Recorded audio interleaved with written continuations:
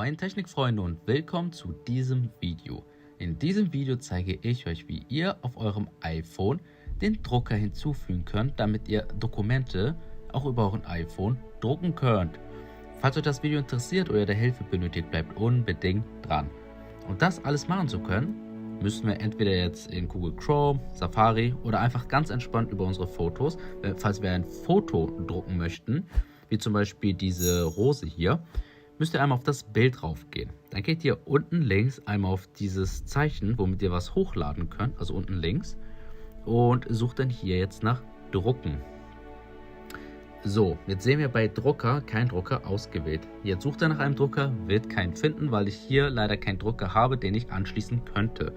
Aber im Normalfall, wie man jetzt einen Drucker mit dem Internet verbindet, ist auch nicht so allzu schwer. Da müsst ihr einfach bei eurem Drucker einmal auf dieses Wi-Fi-Zeichen klicken und dann bei eurem Router müsst ihr auch einmal auf euer Wi-Fi drücken und dann verbindet sich das Ganze. Ihr müsst einmal kurz gedrückt halten, dann verbindet sich euer Drucker mit eurem Router. Und jetzt ist halt sehr wichtig noch zu sagen, dass ihr genau im selben Netzwerk sein müsst wie euer Router. Das bedeutet, wie euer Drucker.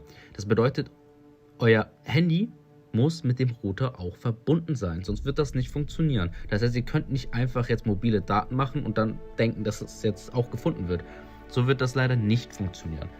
Genau, so müsst ihr das alles machen und dann könnt ihr hier ganz entspannt euren Drucker auswählen und die Seite hier drucken. Genau, so funktioniert das Ganze. Falls euch das Video weitergeholfen hat, würde ich mich herzlich über ein Like und Abo freuen. Vielen Dank und bis zum nächsten Video.